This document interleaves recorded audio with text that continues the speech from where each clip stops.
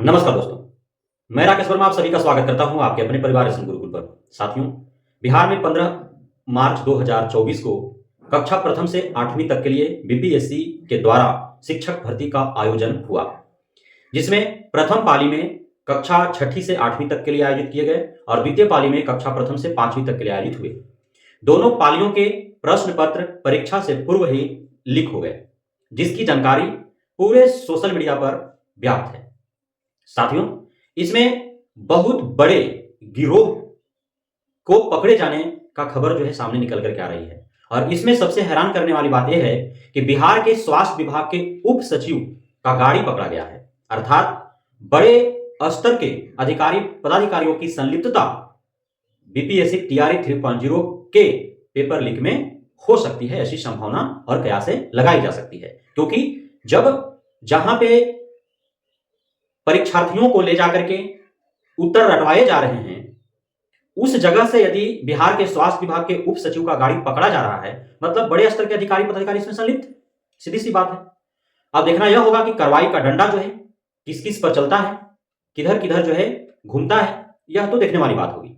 फिलहाल जो भी हुए उन सब पर बीपीएससी आयोग ने पर्दा डालते हुए उन्हें साफ इनकार किया है कि बीपीएससी आयोग को आधिकारिक रूप से अब तक कोई जानकारी नहीं है। भले ही सोशल मीडिया में उन्हें देखने को मिला कि इस प्रकार के मामले उजागर हुए हैं, लेकिन वे आधिकारिक रूप से इसकी पुष्टि नहीं कर सकते हैं कि पेपर लीक हुआ है।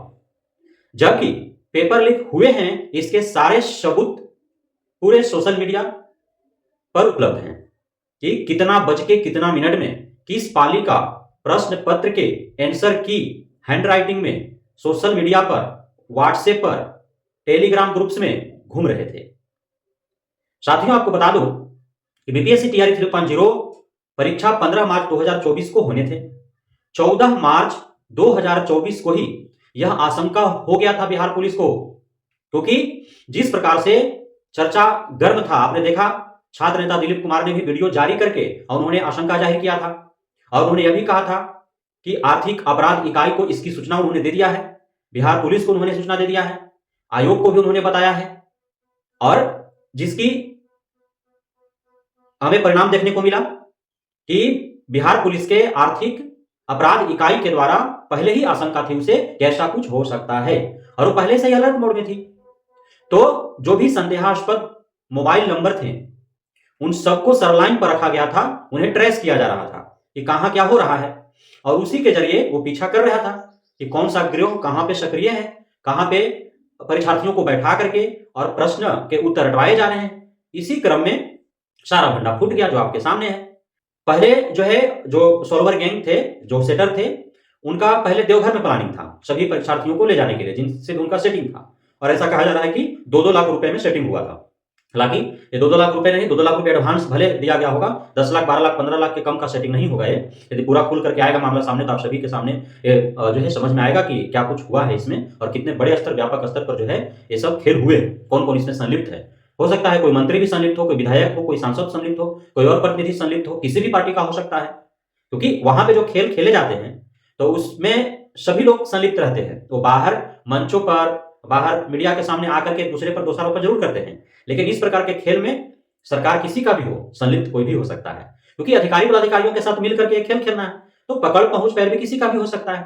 तो इसलिए इसमें कहा नहीं जा सकता है कि किस पार्टी के प्रतिनिधि या फिर नेता इसमें संलिप्त हैं, कौन अधिकारी पदाधिकारी किस विभाग के संलिप्त हैं, क्योंकि यह मामला तो शिक्षा विभाग का था और स्वास्थ्य विभाग के उप सचिव का गाड़ी पकड़ा रहा है। सोचने वाली बात है ना। तो अब देखिए हुआ क्या कि पहले प्लानिंग था देवघर ले जाने का, लेकिन शायद उसे भी पता चल गया होगा कि बिहार के आर्थिक अपराध इकाई को कुछ न कुछ संदेह हो गया है और वो पकड़ लेगी, इसलिए उसने अपना लोकेशन बदल दिया और सभी परीक्षार्थियों को वो देवघर न ले जाकर के वो कहां चला गया, हजारीबाग में लेकर के चला गया और सिस्टमेटिक ढंग से पूरा कार्य हो रहे थे। प्रश्न पत्र तो लीक हो ही गए थे, उनको मिल ही गया था। अब स्वास्थ्य विभाग के उप सचिव भले गाड़ी पकड़ाया, लेकिन अब शिक्षा विभाग का चीज है तो शिक्षा विभाग का कोई अधिकारी पदाधिकारी ना मिलल होगा, बीपीएससी आयोग का कोई ना मिलल होगा।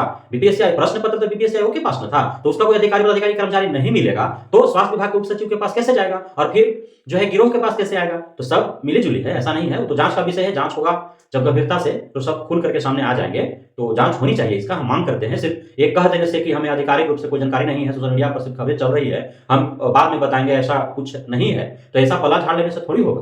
वो तो फिर आंदोलन न करना पड़ेगा परीक्षार्थियों को, तो वो तो मानना ही पड़ेगा, साक्ष्य तो उपलब्ध है ना सब, कहाँ जाएंगे आप बच करके। तो जब हजारीबाग में 5 बैंक्वेट हॉल था और वहां पे लगभग 300 परीक्षार्थी पकड़े जाने की बात कही जा रही है कि 300 पकड़ाए हैं और 7 वो जो है गिरोह के लोग भी पकड़ाए हैं, 7 वो लोग सलवर गैंग के सक्रिय सदस्य 7 को पकड़ाए हैं और गड़िया तो उप सचिव महोदय के पकड़े भी किया है। तो हजारीबाग में हुआ क्या कि हजारीबाग में 5 बैंक्वेट हॉल था और उसमें सबको बैठाया गया और सब में एलईडी लगल था और उसके माध्यम से नहीं, प्रोजेक्टर के माध्यम से सभी प्रश्नों के उत्तर बता दिए गए, सभी नोट्स कर लिया और सब रटना शुरू कर दिया।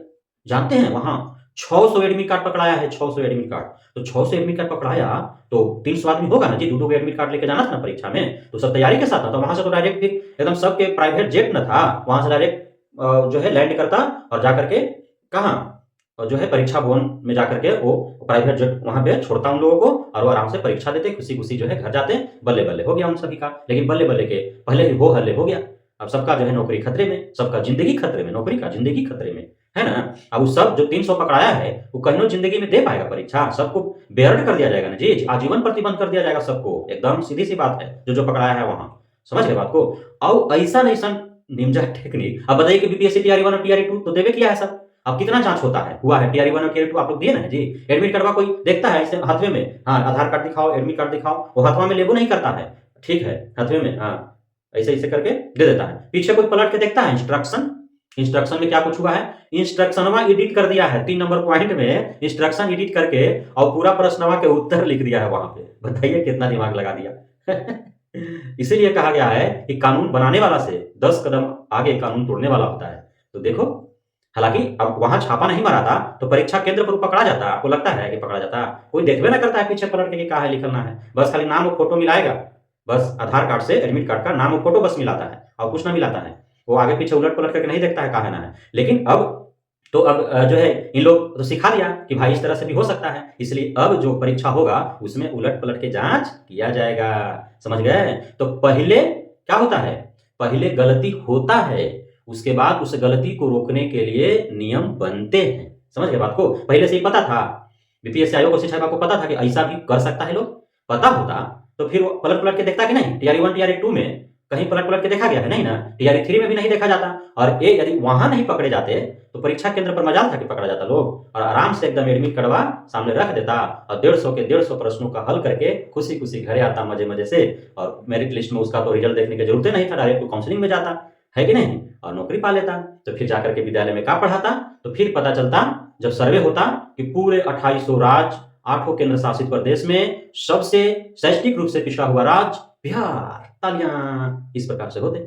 तो ये जो धब्बे लगाने वाले जो लोग हैं, निठल्ले निकम्मे नकारे लोग हैं, इनको ऐसने टुक कुटाई करना चाहिए, ऐसने कुटाई करना चाहिए कि इनका बाप माई आस पड़ोस दादो भैया सब कोई भूल जाए, उनका चेहरा देखने लायक न रहे, इतना कुटाई होना चाहिए लोगों को।